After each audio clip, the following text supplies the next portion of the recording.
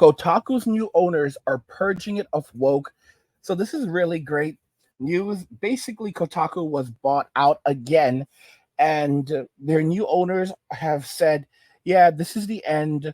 There's no more woke allowed here. Most of the writers have already quit or been fired, and even the editor in chief has gone.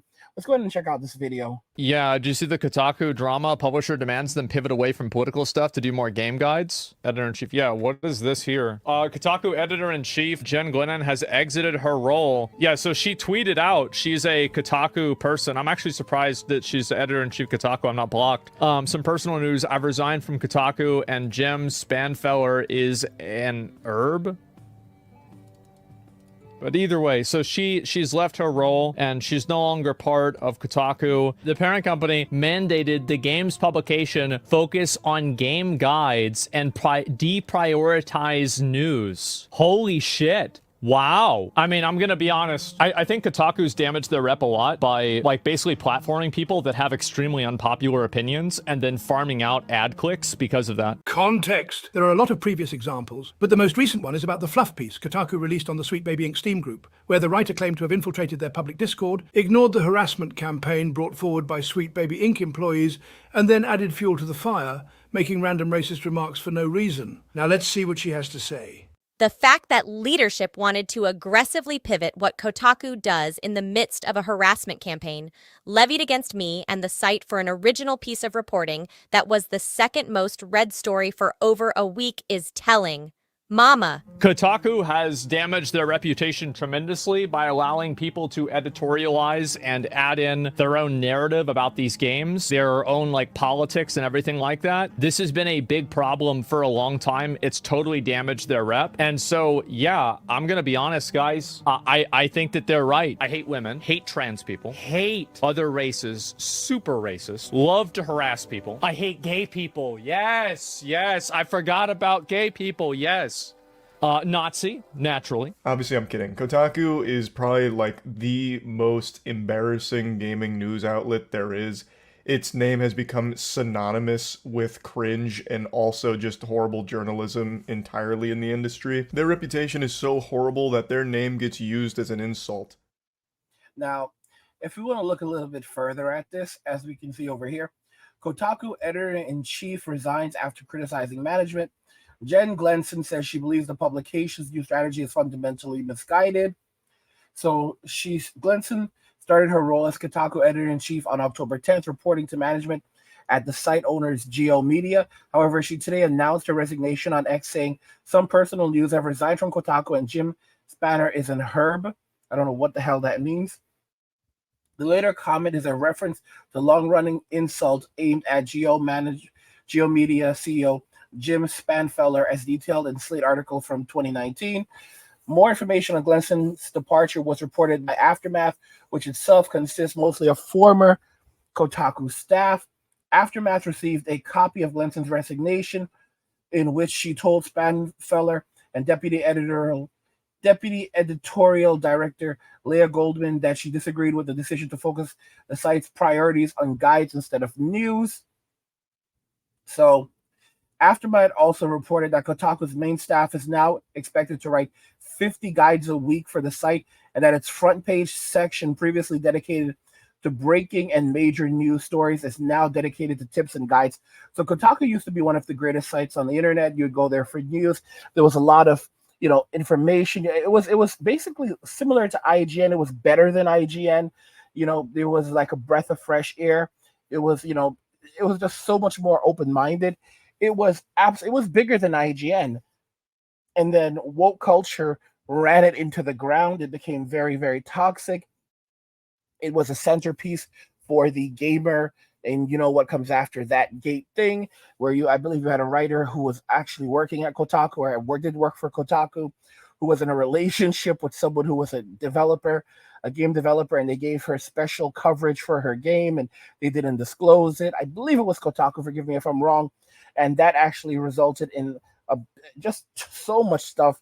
And of course, they called everyone, misogynist, and, the woke culture just kept on going. Well, guess what? Woke is no longer good for business. And it's sad because I'm not going to use Kotaku anymore. I mean, I don't really use it at all. But now that, it's not going to be focusing on news and articles, it's going to be focusing on just tips and guides. I mean, honestly, I think they're just going to end up, it's dead. Kotaku is dead at this point. And the new owners are like, yeah, we're not, there's no more woke crap going on. We don't want to hear any of it. You're just going to have to pump out 50 guys, 50 guides a week. The staff is now expected to write 50 guides a week for the site. That's insane. That's an insane number. That's a lot of work. But now these people are going to have to work for their money. But 50 guides is a lot. It's a lot. And I'm pretty sure they're gonna like get on top of them if they try to do like AI generated stuff. So this, let's look at some of the comments. Clark Kent says when reality catches up, and Average says Kotaku's been lost for a while. Primal says this has been the fate of so many good news sites. And there's another comment here I like from Elon Musk. It's not probably not the real Elon, although couldn't put it past him. It says, it's not 2011-2021 anymore. Woke pandering doesn't sell like it used to, and that trend is simply going to continue to become more and apparent. Edit, the gentleman below asked if me to define woke without looking it up, then blocked me so I wouldn't be able to see the challenge. I'll give it a go regardless. Wokeness is a pedantic and self-righteous attempt to present a radical self-victimizing and largely anti-Caucasian, anti-heterosexual / masculine, anti-male, anti-Western civilization at large ideology in an effort to gain social approval as a flimsy appeal to what they, as coastal elites, deemed as the inferior global south that requires saving. It's entirely theatric and insincere, and yet temperamentally verges on the extreme. It preaches peace while being deeply hateful. It preaches acceptance while being deeply exclusionary. It preaches tolerance while being highly aggressive.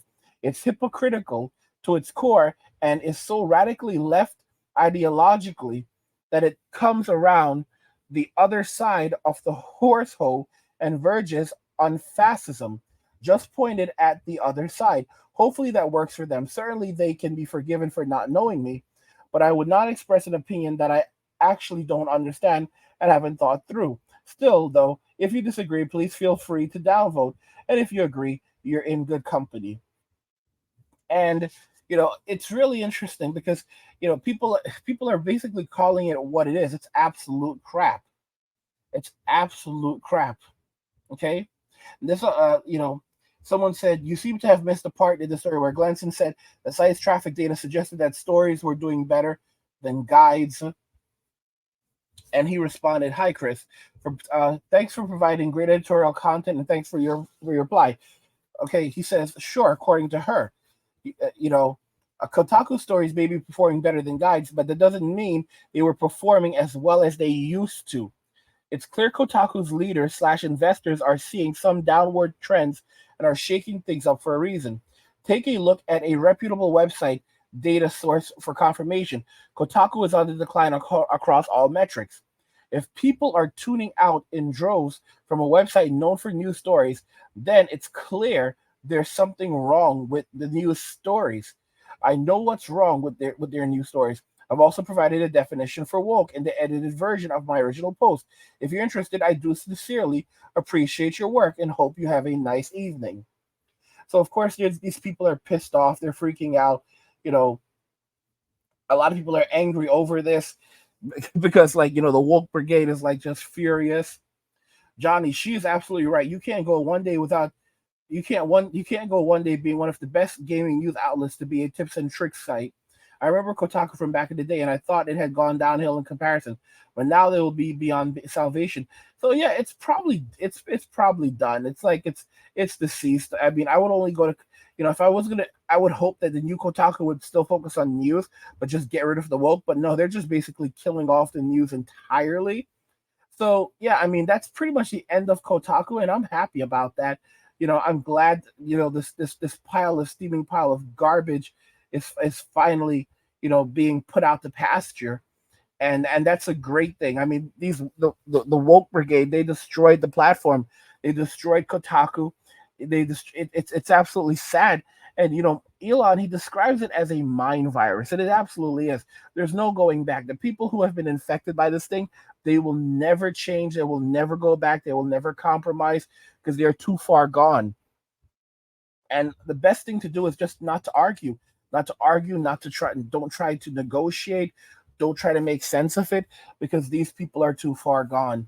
They are absolutely too far gone, and it is pointless. It's pointless now. I'm just glad that we're finally gotten to this point where someone's saying enough is enough, and I'm glad that the site is dying. I'm glad, goodbye all those people, all those woke lunatics. They won't have jobs anymore, and it's from the streets that they came, and it is to the streets that they shall return. There's not enough Starbucks jobs out there for everyone. There's not enough fast food jobs out there for everyone, because that's where these people would be headed. That's why I say we need 10 cities and prison cities, because we have to have places to keep these individuals. What do you guys think about this news? Kotaku's new owners are purging it of woke. This is the end for Kotaku. Let me know what you guys think in the comments. We'll talk about it there. Like the video if you like it. Don't forget to subscribe, and cheers.